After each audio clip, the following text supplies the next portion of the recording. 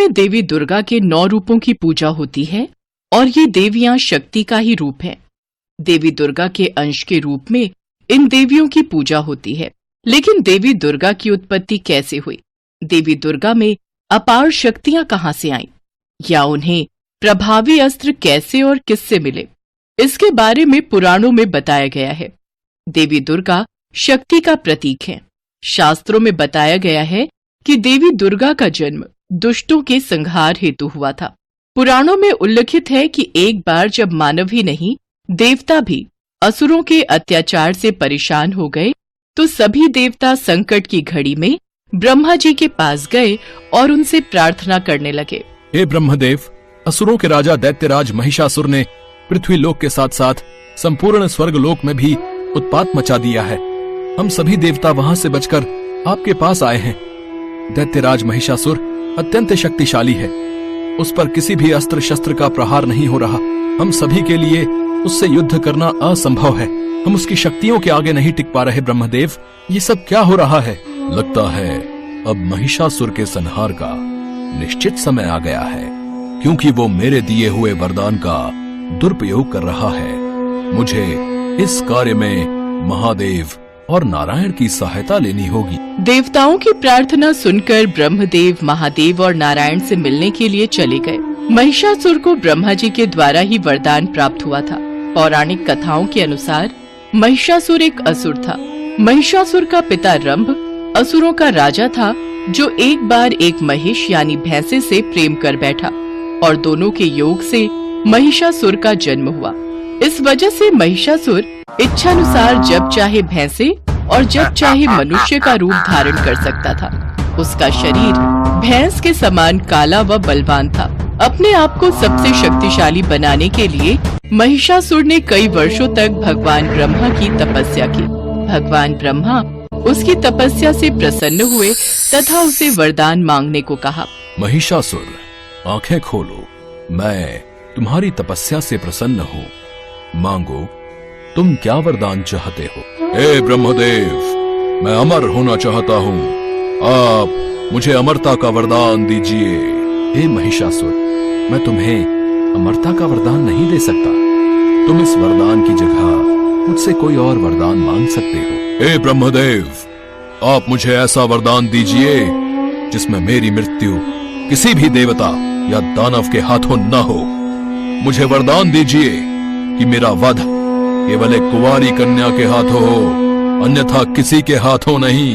तथास्तु। महिषासुर को वरदान देकर ब्रह्मा जी अंतर्ध्यान हो गए।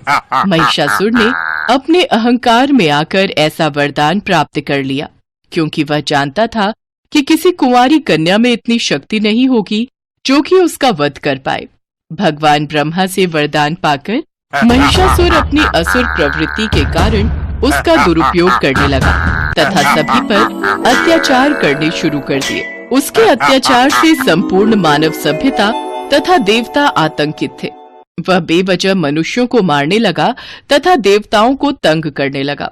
इससे चारों ओर अधर्म की स्थापना हो गई व धर्म का कोई मूल्य नहीं रहा। सभी देवताओं की प्रार्थना पर ब्रह्मा जी भगवान शिव तथा भगवान विष्णु के पास पहुँचे। मेरे दिए वरदान के अनुसार दैत्यराज महिषासुर का वध केवल एक कुंवारी कन्या के हाथ से ही होना निश्चित है, और संपूर्ण स्वर्गलोक में कुंवारी कन्या कोई नहीं है। ब्रह्मदेव, हमें महिषासुर के वध के लिए कुंवारी कन्या को उत्पन्न करना होगा। हम तीनों को अपने तेज से एक ऐसी शक्ति को उत्पन्न करना होगा जिसकी शक्ति के आगे कोई भी दैत्य न टिक पाए। इसके बाद त्रिदेवों की शक्तियों से एक दिव्य शक्ति उत्पन्न हुई। उस शक्ति को रूप देने के लिए सभी देवी देवताओं ने अपना अपना योगदान दिया। देवताओं के तेज से देवी के भिन्न भिन्न अंग बने। माँ दुर्गा की उत्पत्ति होने के बाद उनको असुरों पर विजय प्राप्ति के लिए अपार शक्ति की जरूरत थी। तब भगवान शिव ने उनको अपना त्रिशूल, भगवान विष्णु ने चक्र, हनुमान जी ने गदा, श्री राम ने धनुष, अग्नि ने शक्ति व बाणों से भरे तरकश, वरुण ने दिव्य शंख, प्रजापति ने स्फटिक मणियों की माला, लक्ष्मी जी ने कमल का फूल, इंद्र ने वज्र, शेषनाग ने मणियों से सुशोभित नाग, वरुण देव ने पाश व तीर, ब्रह्मा जी ने चारों वेद तथा हिमालय पर्वत ने माता को सवारी के लिए सिंह दिया। माँ दुर्गा का यह विराट और भव्य स्वरूप असुरों में भय पैदा करने वाला था। माँ दुर्गा के पास सभी देवताओं हे देवी, आज से आप पूरे विश्व में देवी दुर्गा के नाम से विख्यात होंगी। आपके इस विराट स्वरूप के दर्शन करके समस्त जगतवासी आशीर्वाद प्राप्त करेंगे। देवी दुर्गा, ये सभी देवी देवता आपकी शरण में आए हैं। दैत्यराज महिषासुर ने पृथ्वी लोक तथा स्वर्ग लोक में उत्पात मचा रखा है। हे देवी दुर्गा, आपको महिषासुर का संहार करना है। देवी दुर्गा, महिषासुर का अंत केवल आपके द्वारा ही हो सकता है। हे देवताओं, अब आप निर्भय हो जाओ। महिषासुर के पापों का घड़ा अब भरने वाला है। उसे उसके पाप का दंड अवश्य मिलेगा। हे महिषासुर, सावधान, मैं आ रही हूँ। उसके बाद माँ दुर्गा और महिषासुर का आमना सामना हुआ।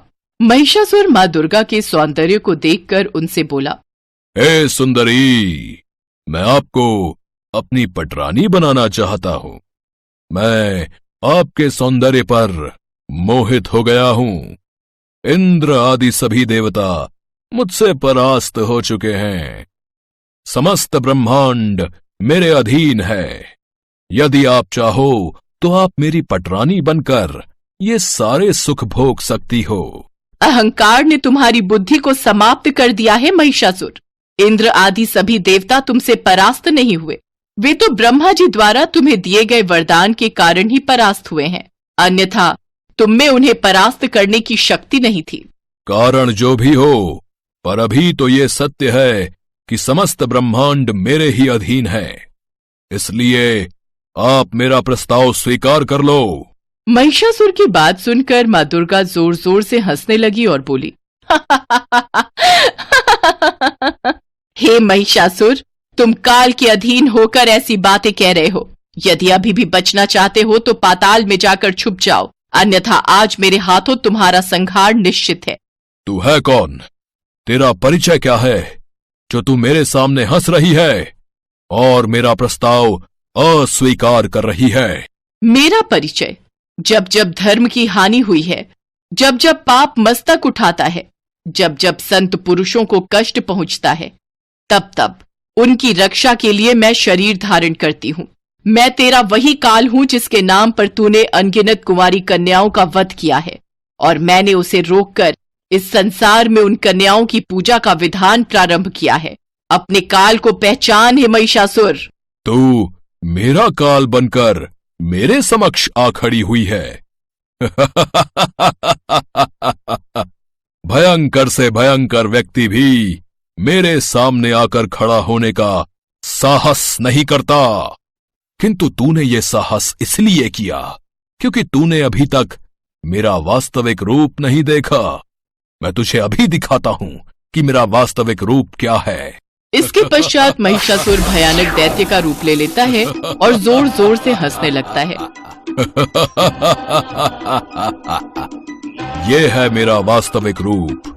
मैं भी देखता हूं ऐ स्त्री कि तुझमें कितना बल है, कितनी शक्ति है तुझमें। मेरा नाम महिषासुर है। इसके पश्चात माँ दुर्गा और महिषासुर में युद्ध प्रारंभ हो गया। एक तरफ से महिषासुर माँ दुर्गा पर अपनी शक्तियों से वार करता, तो दूसरी ओर से माँ दुर्गा उसकी शक्तियों का नाश कर देती। माँ दुर्गा पर महिषासुर के किसी भी अस्त्र शस्त्र और असुरी शक्तियों का प्रभाव नहीं पड़ रहा था। ये देखकर महिषासुर विचलित होने लगा। माँ दुर्गा और महिषासुर के बीच ये युद्ध पूरे 9 दिन तक चला। अंत में 10वें दिन महिषासुर ने एक भैंसे का रूप धारण किया। तभी माँ दुर्गा ने भगवान शिव से मिले त्रिशूल से महिषासुर पर प्रहार किए और उसका वध कर डाला।